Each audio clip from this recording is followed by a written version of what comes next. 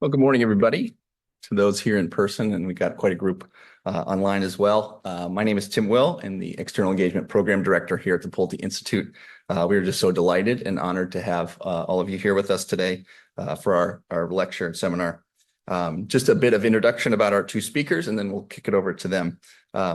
We've got Rachel Svetanoff here. She's an award-winning youth activist and social entrepreneur with a history of supporting the SDGs.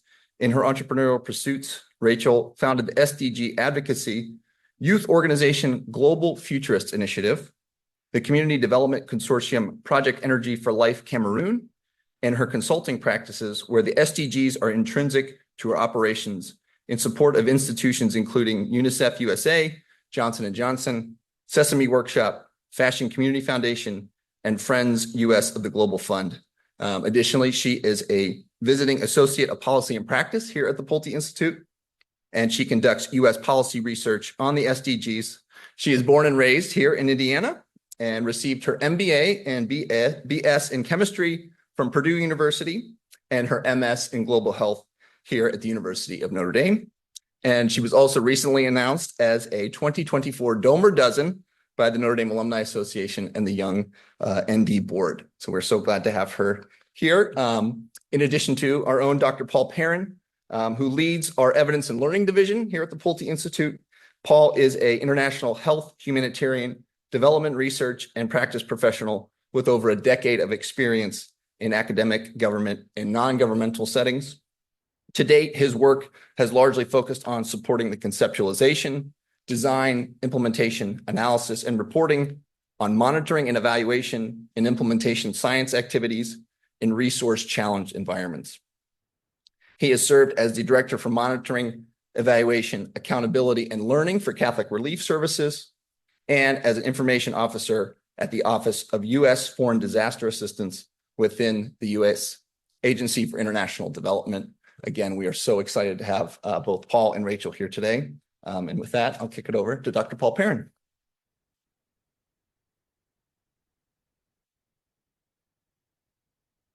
Good morning, everyone. Thank you for joining us on this Football Friday. I know there are a lot of events happening on campus, and I'm pleased that you chose to hear about the Sustainable Development Goals.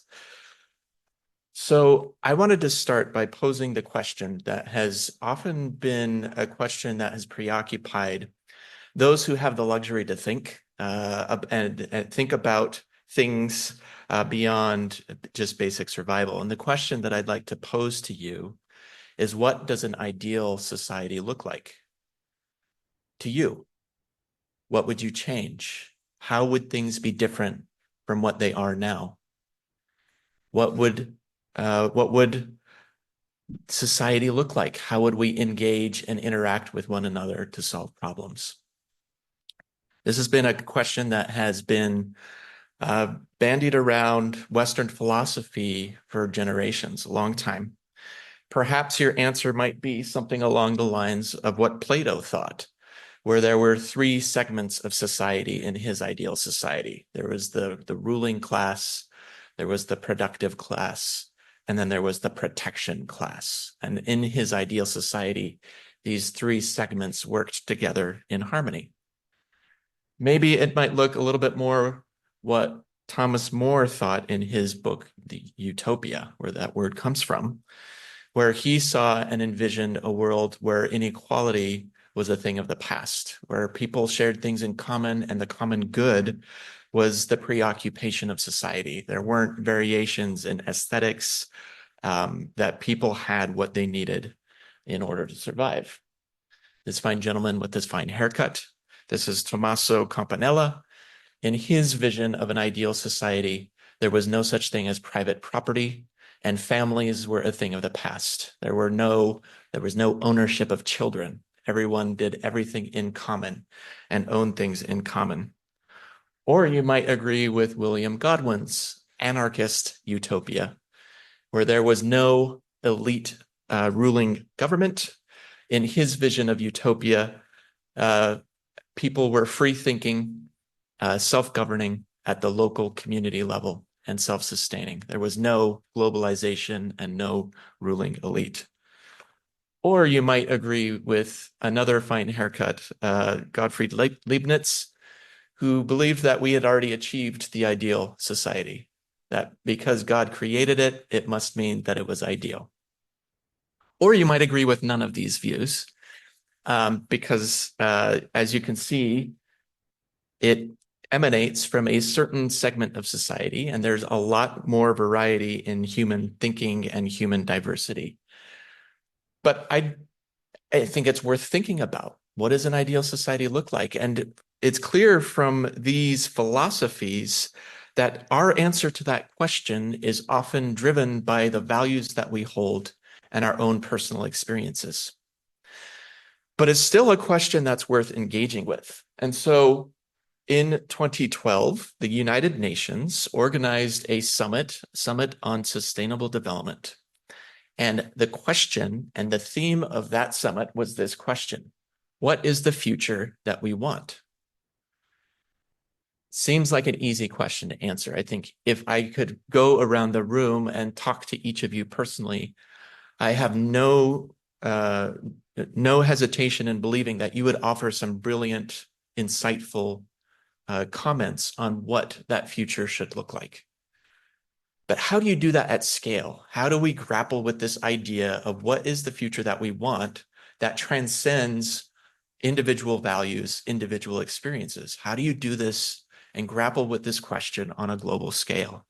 And that's what this ambitious project set out to do in 2012 with the Rio Summit. It's now known as the Rio Summit or the Rio Plus 20, the UN Summit on Sustainable Development.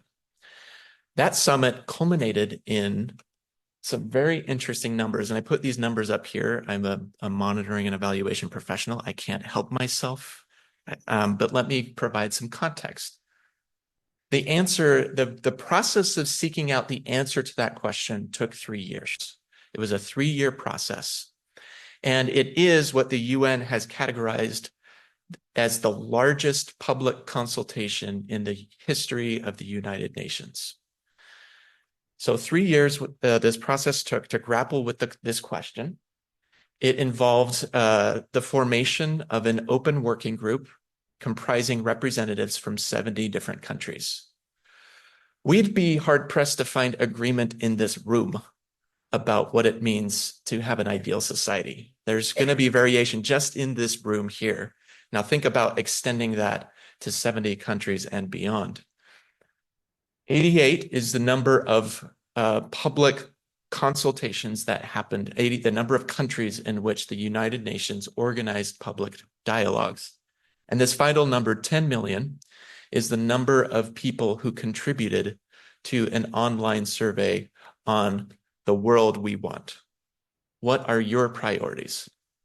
And so this was a deeply participatory process, which is for the UN is a difficult thing to achieve, to try to answer these questions. And the answer that resulted from this process and this set of questions is what are now known as the United Nations Sustainable Development Goals, or the Global Goals, or the 2030 Agenda.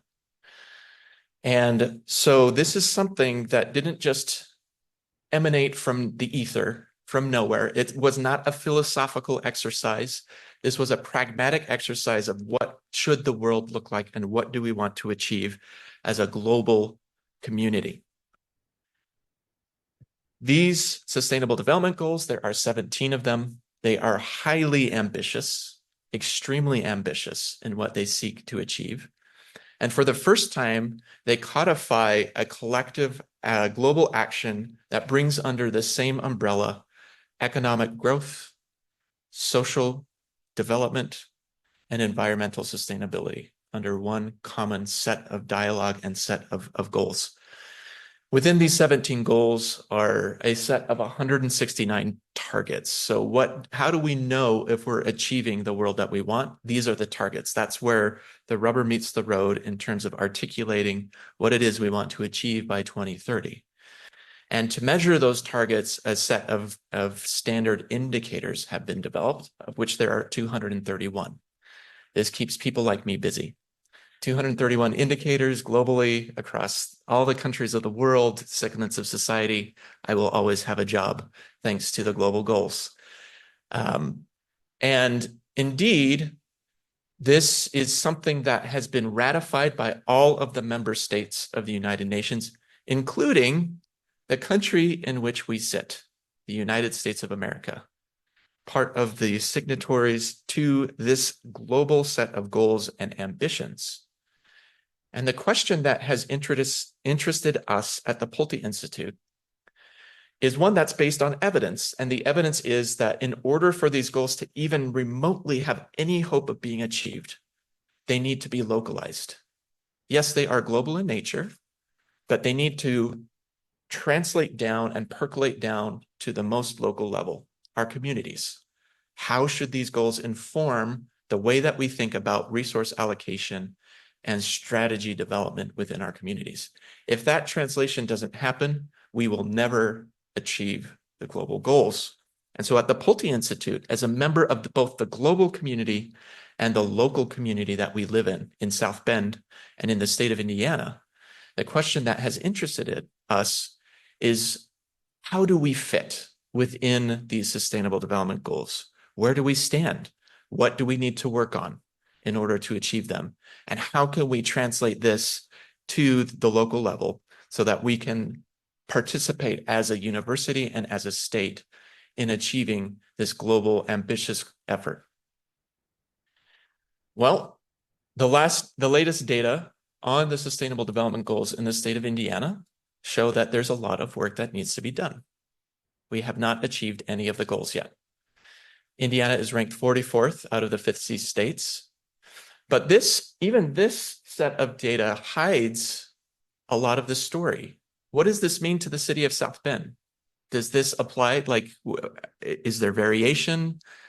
And that's the question that we wanted to really support decision makers in engaging around. A national level dashboard can be useful in comparing across countries. A state level dashboard can be useful in comparing across states.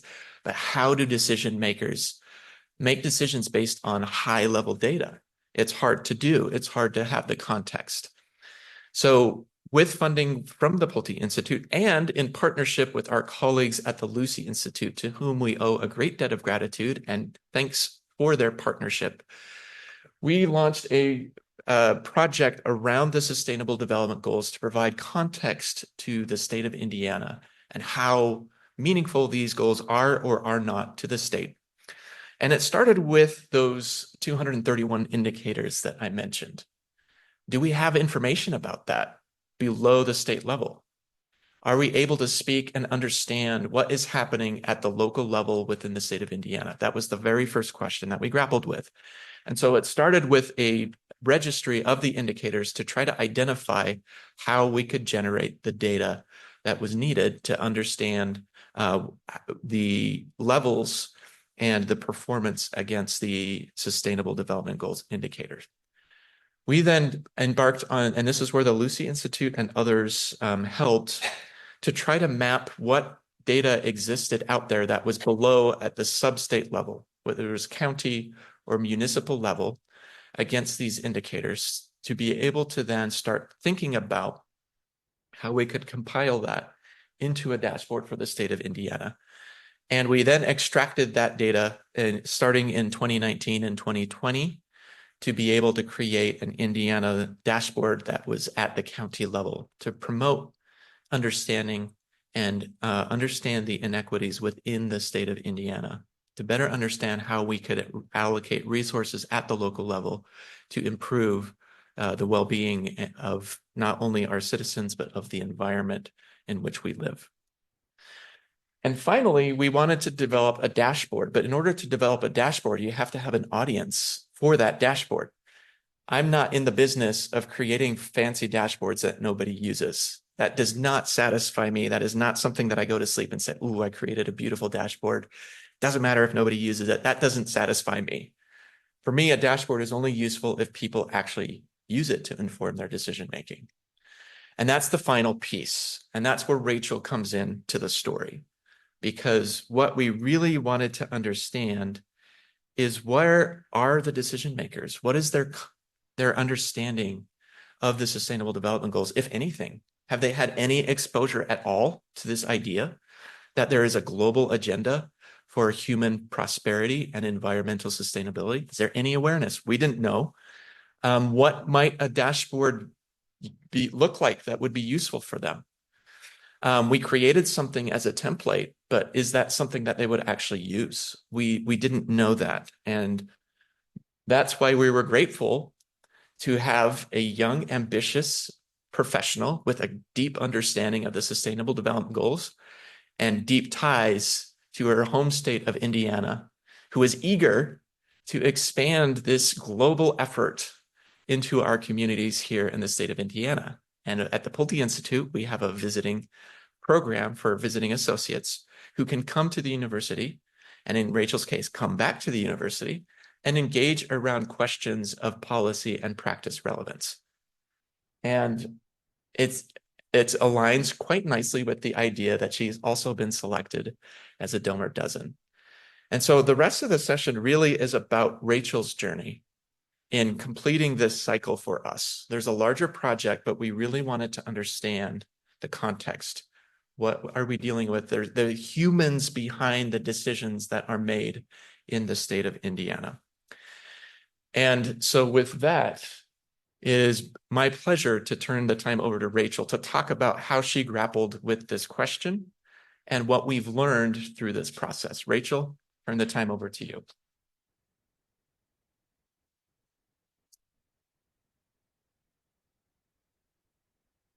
Good morning, everyone. I hope you are doing very well on this lovely Friday. It's gorgeous weather in South Bend. For everybody visiting virtually, hello. To start with now my journey and to actually go over exactly what we did with our collaboration is to start by saying that the United States, as mentioned earlier, is not on track to achieve any of the SDGs. Not only is the United States not on track to achieve a single one, the world is not on track to achieve the Sustainable Development Goals. We are 43 years behind schedule. We are only 17% of the way there. And to that end, we wanted to see, like what potential, like on the ground, people think about what it is that, could be part to that disconnect or connection. And in that way, one of our colleagues at the United Nations Foundation actually did a study themselves on implementing the Sustainable Development Goals to see what Americans think. And they found that there was actually a majority, over 75% of Americans broadly across education, age, political affiliation, that all support the Sustainable Development Goals. And it is important to us to be able to utilize that baseline for our study going forward. And actually, we compared some of our results to that UN Foundation pool in a loose but in a semi-structured way. So what we did was then survey, of course, on the ground, Indiana mayors. We figured that, at that very local level, like who better to represent the citizens than the elected officials that we have. And to that end, we found that across, yet again, political affiliation, education, age ranges, that a majority supports not only the Sustainable Development Goals, but implementing them, finding ways to actually execute on the metrics and evaluation framework. And so to that end, we wanted to see like what policy recommendations that we could provide to our elected officials and in a way that is able to bridge the public with our leaders. And so from there, I think this is it. Okay, great. We're going to start by understanding a bit of context. What were some of the problems with achieving the Sustainable Development Goals that we've heard by the people? And so to that end, we wanted to see some, categories in broad strokes of what it could be. So that could start with trust. At the end of the day, just like with any type of intervention, especially if you have a global health background, like myself, shout out, is that we want to see, like, if we are going to a community, that they would have trust in us. And we found that there was a lack of trust overall in seeing these like high level officials at the United Nations, like being able to like bring down this, mandate that, all these general members of the assembly like have just signed on to, without getting into a perspective of what the average citizen is like. And that is average citizen across the world. All of these are quoted sources, by the way. There are source links. And later on, just wanted to bring this up now that if there is interest in learning more about this, I do have my contact information at the end. But I do have the links in case there is like a desire to want to be able to go directly to the source themselves.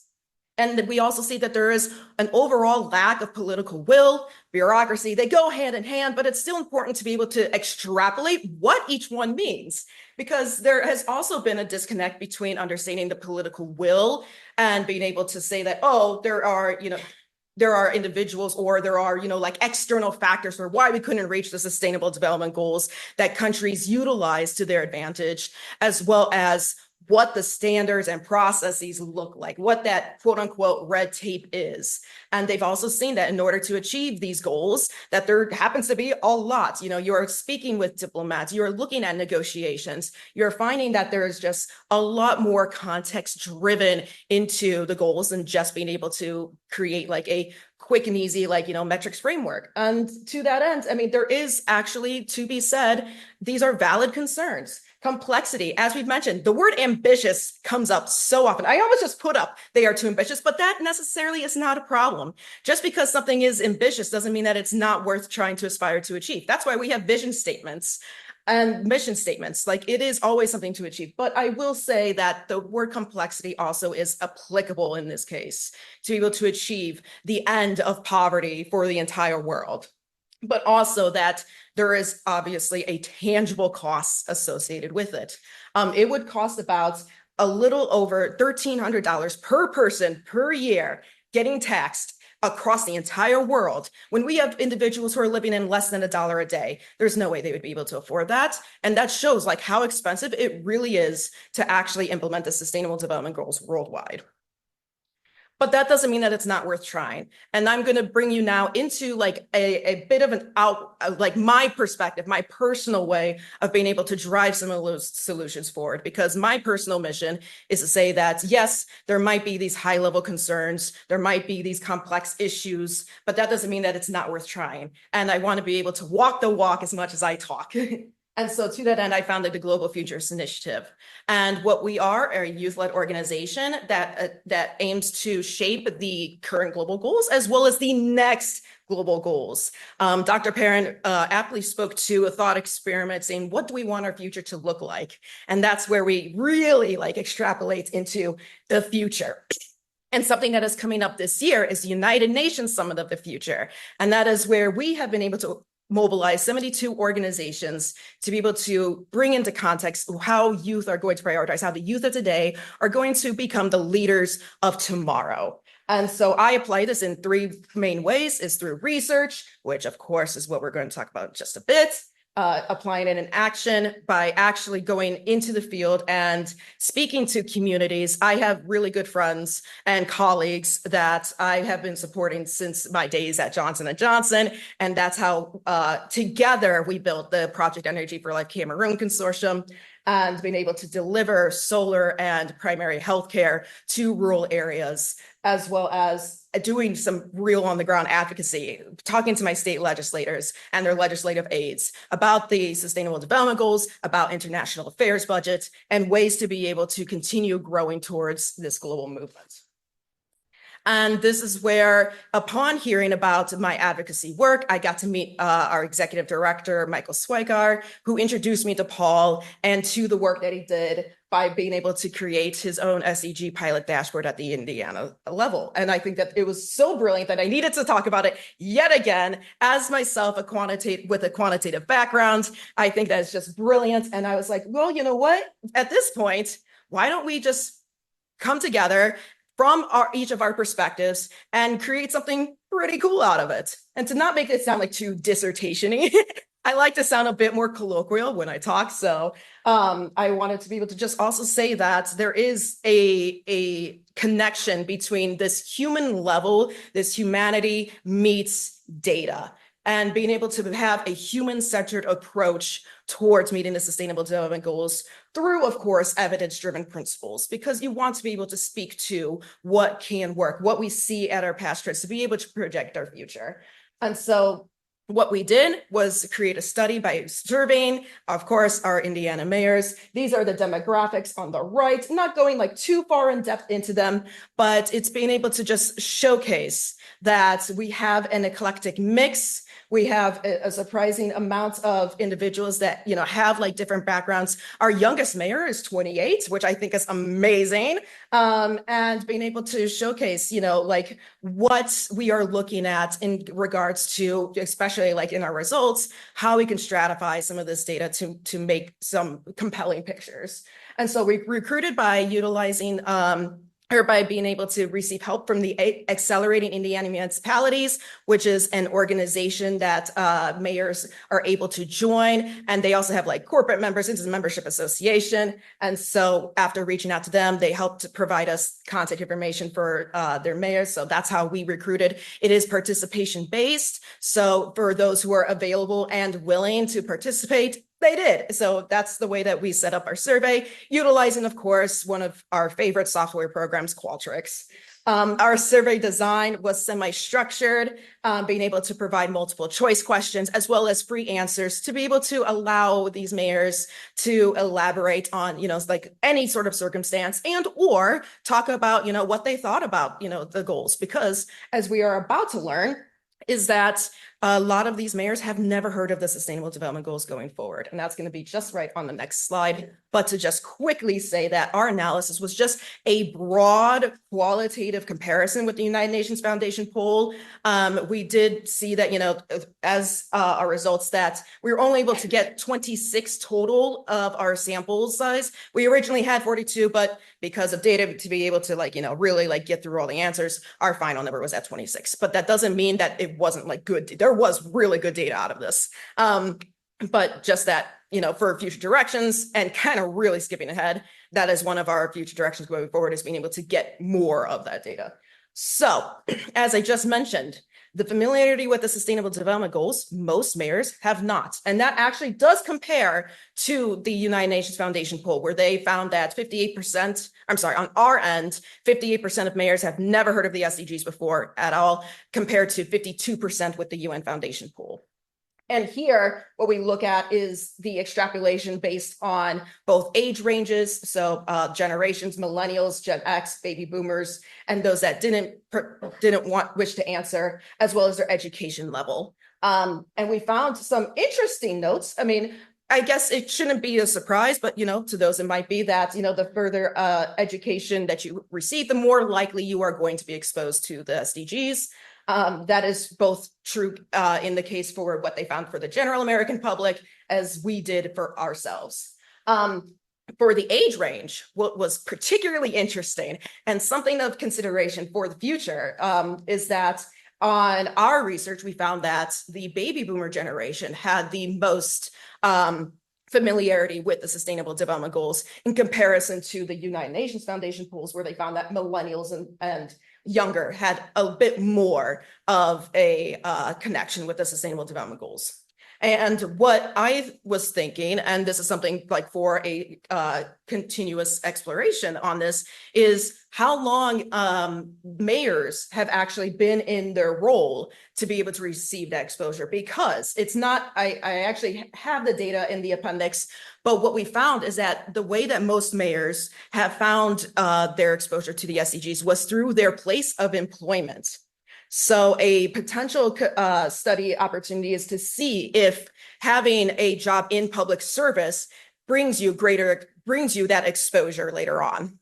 So that was what I found to be quite interesting, but also just showcases that overall, across the ages, that they're mostly the same, but that there's still some variation around. And for education, the more likely you are to go to higher education, the more likely there is a chance for you to have that exposure. So the next main category that we found was understanding what priorities, if any, that the mayors would have in their communities. And both questions were framed differently. This is where because for example, we wanted to see what the propensity is to see what the mayors would like to see for being able to implement the Sustainable Development Goals, whereas the UN Foundation study, they just wanted to determine where community needs are not being met. So for us, our question was, just to be super clear, is looking at all these sustainable development goals, and we did it by looking at the icons themselves. So that way it brings about that exposure as well as an opportunity to visually understand what each of the goals were. Which of these goals do you find that are of particular interest to your community? The UN Foundation's poll is saying that thinking about the sustainable development goals, where are the needs of your community not being met by these provided services or policy initiatives as they relate to the goals?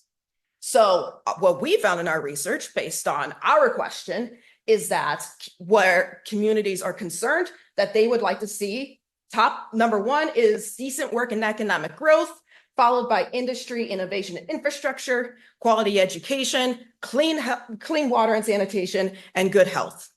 And there is some similarities with the UN Foundation study where they found that poverty is not being met, which almost in some ways is the inverse, where we would like to see more decent work and economic growth. We would like to see, they said that hunger is not being met in their community. Whereas we're saying we would like to see more infrastructure and innovation. They say that peace, justice, and strong institutions. So that's also including law enforcement, public service. They are not being met in communities, as well as decent work and economic growth and good health and well-being. And there are direct lines of comparison, but there are also unique differences in that way. Another interesting finding is that I would say that categories or sustainable development goals that have less of a human factor in it, such as, for example, life below water, that was ranked as the bottom between both studies, as well as responsible consumption and production. Those two were both bottoms, 1 and 2 for both of the studies. And that shows to me, that indicated to me that, the greater the connection to humanity there is, that greater overall connection, that there is a greater possibility of being able to want to invest in that particular goal. And the last main category that we looked at was looking at what we would like to see in regards to what is the likeliness of using an SDG dashboard, just straight up. And we wanted to see that whether it's across age, education, or political affiliation, the data is actually for all of them, but also, at the city level, being able to see, who is the most likely to want to be able to utilize them in comparison with the UN Foundation study, which in their case, it is again, a differently worded question where it's asking how important is it to have a regular and public accounting of the Sustainable Development Goals? For us, it is how likely would you use the Indiana SDG scorecard that, of course, was developed by Dr. Perrin and his team. Apologies for the font mishap, but we found that in our study, of course, given that the data is a small sample size, those that did affiliate themselves as independents, to which there were only 2, 100% of them, both of them said that they would use the SDG dashboard. Whereas, interestingly, I love this, that 71% and 50% of Democrats would both utilize the SDG dashboard. I was just pumped about that. And there obviously is, a greater sample pool to choose from. And even those that, did not wish to answer what their political affiliation was, did want to utilize the SDGs as well. So that in comparison to the UN Foundation study, now they stratified it based on both national and city/state level, bringing in that overall perspective. And they themselves also saw that 72% of Republicans found that they wanted to see, which is very close to ours at 71%, wanted to be able to say that, it is important to have a regular and public accounting system. Independents, also the same, at 77%. Democrats at 89%. And adults overall at 80 would be very engaged and believing that it is important to have this regular accounting mechanism in place, that having data is central to be able to achieve the Sustainable Development Goals. And so these were some of the lessons learned. And as mentioned, some of the future directions in regards to the study itself. So we found, as mentioned, the sample size isn't large enough, but that is okay. This still gives us, valuable qualitative data to be able to utilize for future uses, and actually is a great starting point to be able to determine that, there is, a desire overall, but also that there is a desire to at least have, because for example, we could have gotten 0 responses, and that alone actually would give us data that they don't even want to engage. And that would bring about different study questions later on, but it still showcases that, there was an overall willingness to engage in, something about the United Nations. And to that end, a future direction of that would, of course, be conducting a survey with sufficient sample size. Now, being able to understand if any of us here have data science backgrounds, biases are ever bound, and some of them are unavoidable, such as using our convenience sampling, meaning that based on the participation and willingness, that's where we are going to get that there's going to be potentially some sort of bias towards wanting to be able to talk about these issues. As well as in our case, we utilize the Accelerating Indiana Municipalities data, to which that not all of the mayors were a part of, but they still had the opportunity to join. But, these are just opportunities to reduce bias, to be able to showcase that there is validity in this study. Should we pursue this as a greater quantitative approach? And of course, our future direction for that would be to expand that sample size, because expanding sample size would reduce that bias and recruit and be able to modify a recruit approach to minimize that susceptibility. Our cross-sectional study means that a study was just taken at a single point in time, which means that there has not been an opportunity to look at this data over time to see if opinions might change. This is just giving us that snapshot picture. And so for me, I believe that to be a limitation, because the Sustainable Development Goals has a temporal component to it. It has a deadline of 2030. And so future direction would be to conduct this survey again at the next best opportunity going forward. And then last is, the fact that this was an indirect comparison for the UN Foundation poll. Of course, you are going to get some differences, but, being the case that we couldn't say that this was, a super rigorous study, because it wasn't a direct comparison.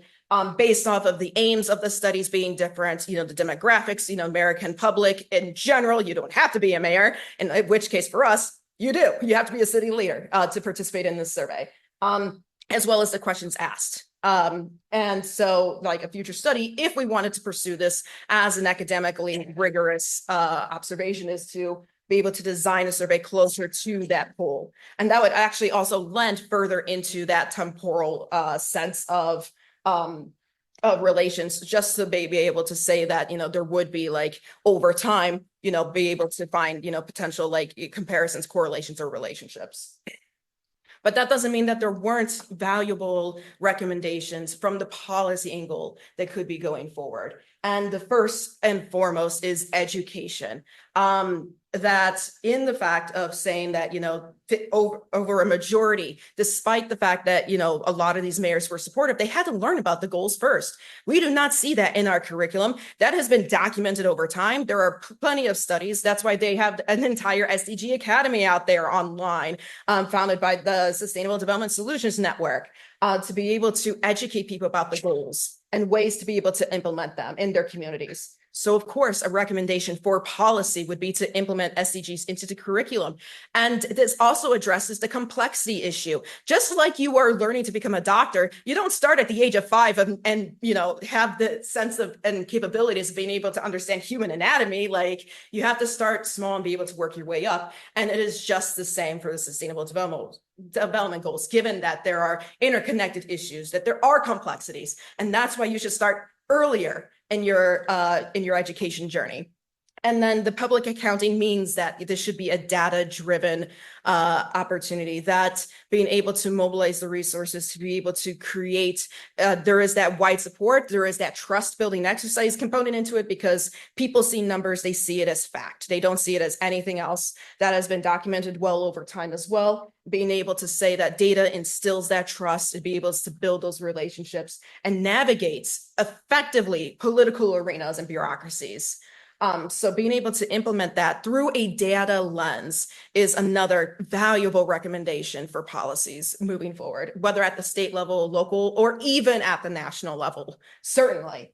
And last, of course, we understand that, both education and being able to have data systems, it takes resources. So certainly being able to advocate this, to be able to build that capacity and be able to say that we need to invest in awareness, we need to invest in the opportunities to have that data systems, of course, is going to be the last recommendation.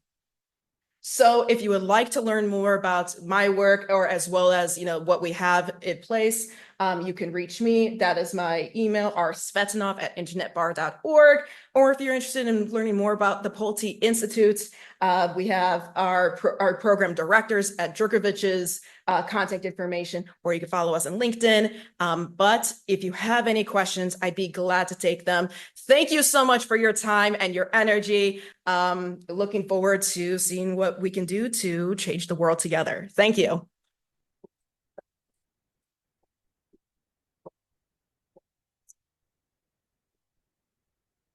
Just a note, if anybody here in person has a question, we do have a microphone so that people online can also hear the question.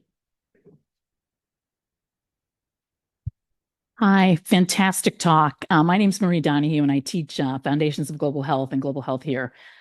Your work is incredible. That said, we're living in a state that has essentially been under a one-party rule since 2011. Our own health department has purged its staff. The staff that wanted to use equity as a way to measure outcome and try to achieve equity. So how can we go from informing to helping people understand that the policies that are necessary to address these? I know that's an incredibly complicated question, but love to hear your answer. Sure. I would say, I think that kind of gets built into the curriculum, would it not? And apologies. I like to, when I answer, I also create dialogue as well. So, that's just, yeah. So I would say that if I were posed that question as if I were an educator myself, I would build that into the curriculum, as being able to gain those perspectives early on. So that way, issues like these, this would be more of a prevention than a mitigation. Obviously, you have to be able to apply both. So what would be on the mitigation side is an excellent question that I know that I do not have that answer to. But that doesn't mean that there aren't answers that can be applied. My best, I would say, for the approach that I would utilize to be able to come up with a solution would be to first, as what we did with the study, is be able to gain the perspectives, to be able to meet people where they are at. And I think that's something that is very much important to that type of dialogue, where we talk about not just pluralism and allowing people to have spaces between their affiliations, for example, given the context that we are talking about here with political parties, but being able to utilize that in a way that can transcend that affiliation and be able to create bridges. That would be my approach to it, and that's why I went to DC. This is just from my personal lived experience, that's why I wanted to be able to understand their perspectives. I was surprised to learn that both senators like their offices both support the global goals. I did not anticipate that at all, and they did. Just through conversation, it's not necessarily anything to quote me by, but but being able to learn that, one, they did know about them, and two, that they're like, yeah, they're like, overall, they're a great framework, but we have, concerns with the United Nations, wanted to be able to reform them, to be able to, XYZ, but overall that there was that general sense of positive association with the goals. So that helped give context to which I had biases going in. That would be my approach towards that overall, is like being able to either confirm or deny those biases, be able to meet people where they're at, and then start crafting solutions that they would also have input in. And I think that's something that also is getting further lost in today's society, is being able to build those solutions that have the inputs of across the aisle. Nice. I think I have the next question is actually going to follow along this line, because what I also found we did about 19 Beltway visits in March on both sides of the aisle. And I found this idea of meeting people where they were, there was an incredible appetite, even among the most conservative representatives and senators we met with, for evaluating the effectiveness of policies. Basically, where do we put our limited dollars to have the biggest impact, and assuring accountability and kind of oversight on our investments as a country. And I imagine that same thing would echo particularly at local levels where resources are even more scarce and really every dollar counts.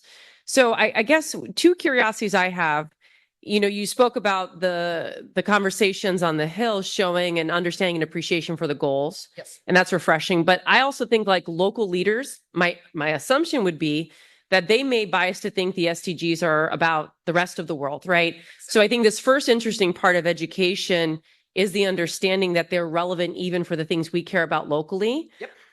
So building on that, I would like you to tease out two concepts. The first is, should we hide that it's the SDGs and have them just focus on the issues? Because sometimes the UN, the SDG, it makes it feel like it's the rest of the world, where it's like improve education. If I just had that and didn't say that was a particular SDG, it's just a marker people care about in every community. And it might make it easier to build coalitions around the goals without marketing them as the goals, just because these are things people care about, right?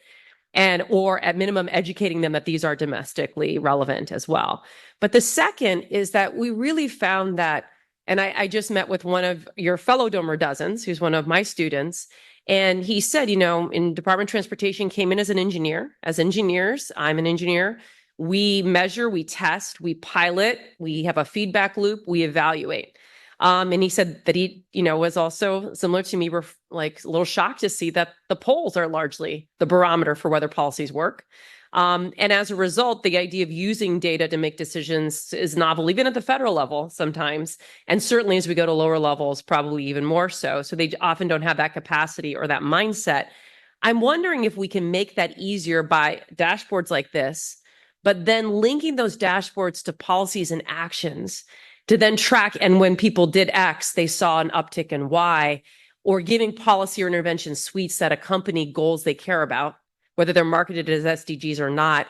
Because I do wonder that without providing the next steps in the feedback loops and learning how and why to do the things, I just feel we have to coach them a lot further in getting there, which has led to some ideas even here in South Bend of how you make coalitions of data analysts and policy evaluation experts that can float around CBOs and municipality, teams to kind of help guide how to do this. Because we might know it well in a policy school, but I don't think it's a conventional skill set developed in mid to small-sized cities across America.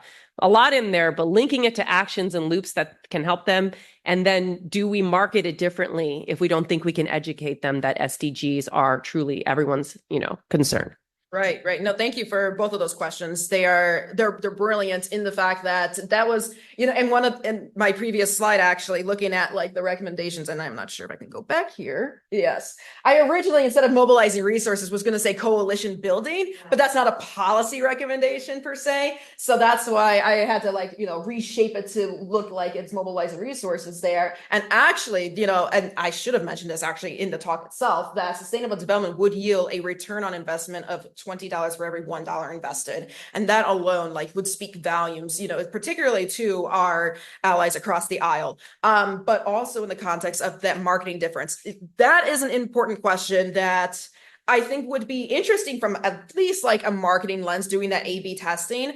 But I want it to be as transparent as possible. Like that is also like that is a personal value as in the regards, but also like given that I'm also affiliated with the United Nations Association of the United States, that I thought that it would be a great service to be able to provide an educational moment that things that are about the United Nations do apply to the United States, that the rest of the world, like that the United States is part of the world. And this is how we could show ourselves to be part of the rest of the world. But it also like comes full circle to where the rest of the world is part of us. What happens globally also happens here. Another organization I'm affiliated with, how I became part of the Visiting Associates program, the United States Global Leadership Coalition, aptly does this in their advocating and how they bring each issue from a large budget, an international affairs budget, to each state individually when we go out and speak with our state legislators. And that is a case that I am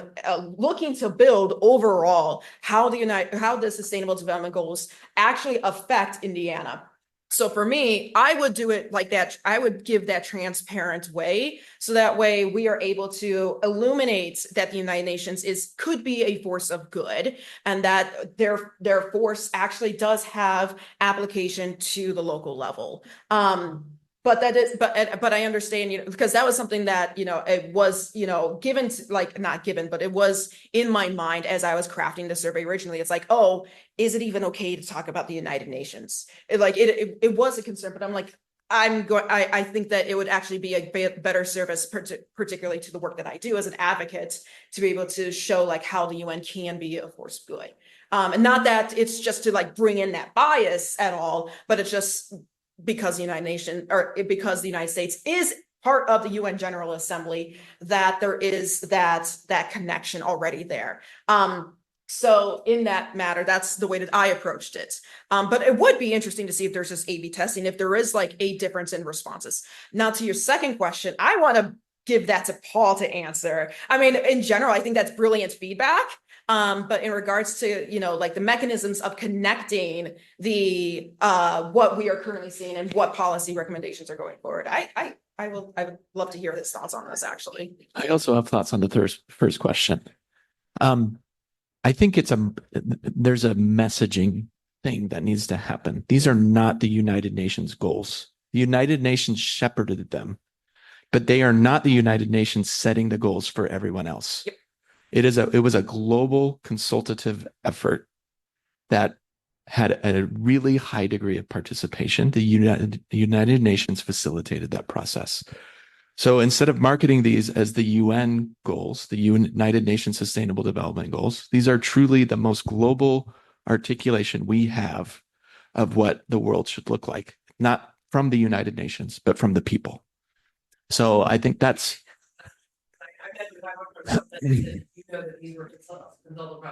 No. And I think that's what I'm saying. I think it's a messaging issue that we need to take seriously. I was in Washington, D.C. during a transition when I worked at U.S. Agency for International Development. And when the next administration comes in, it's basically everything previous administration did bad, throw it away, garbage.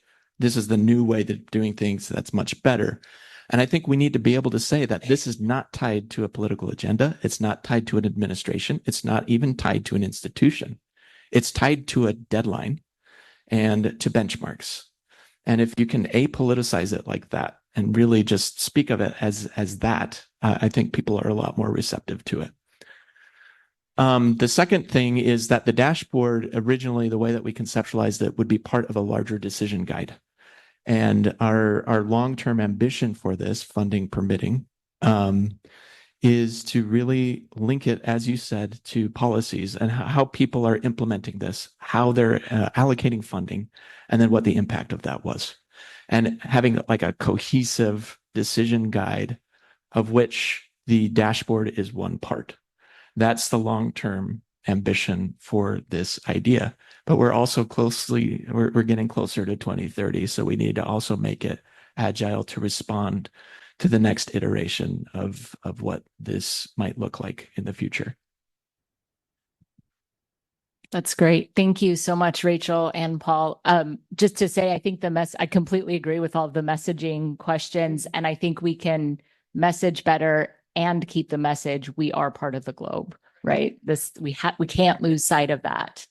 But building on that second point there, so very specifically in this local community, the mayors make some decisions and the county council makes other decisions. So have you considered county council leadership and other political leadership in communities beyond mayors to include in the future? Yes.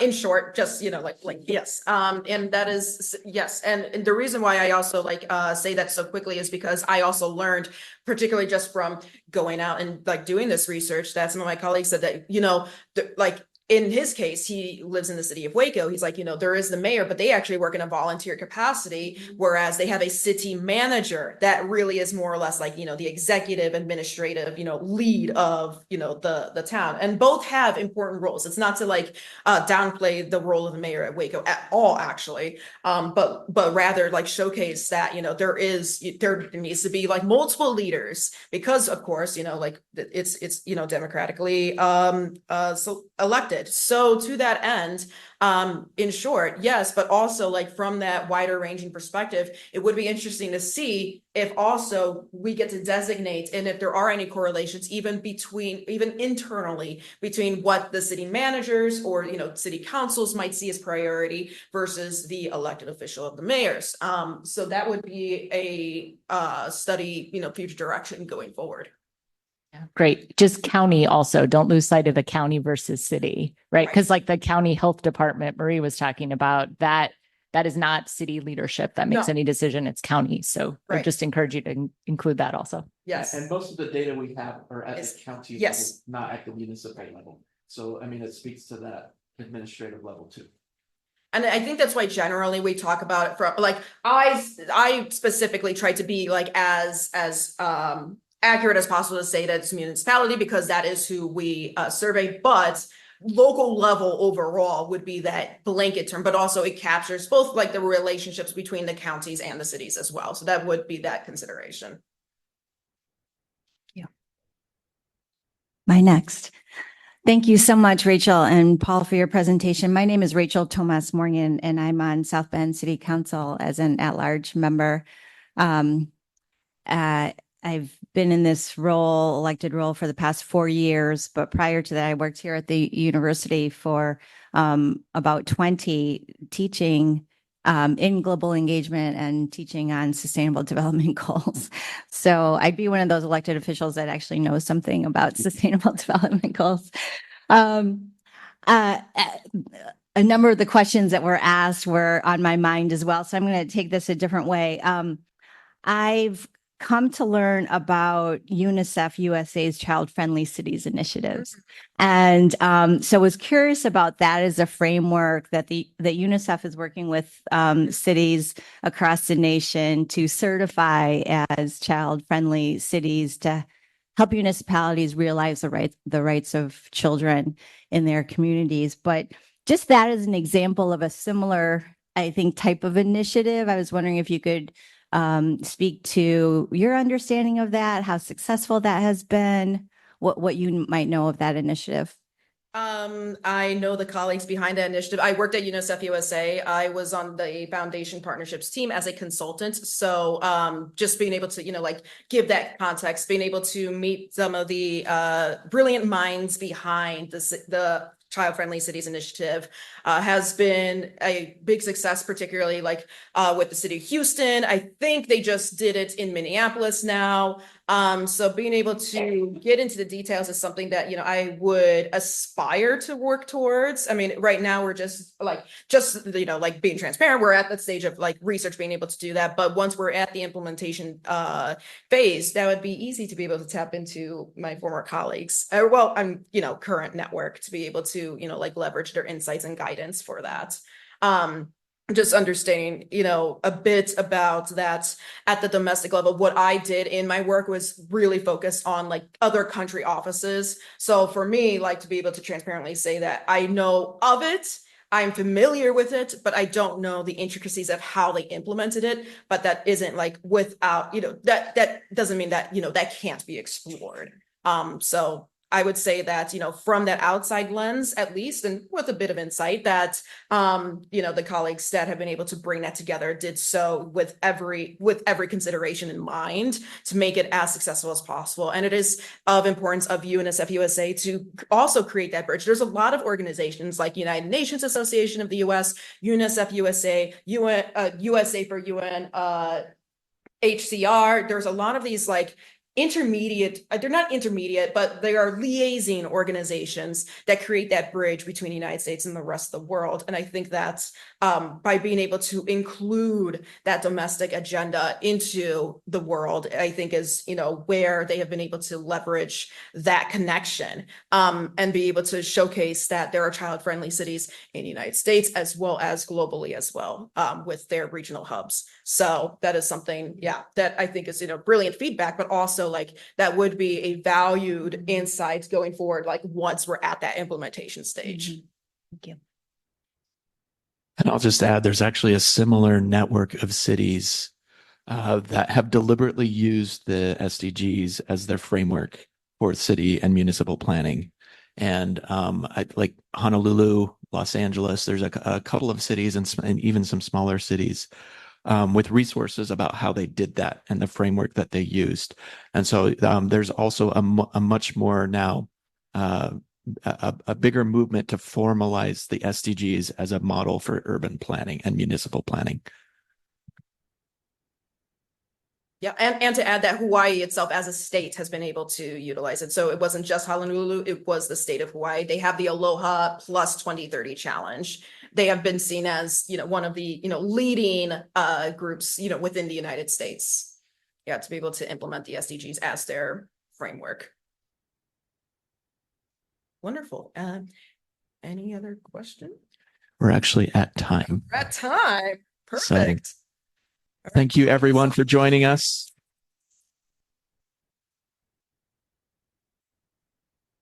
Leave this up for anybody who wants to copy that down.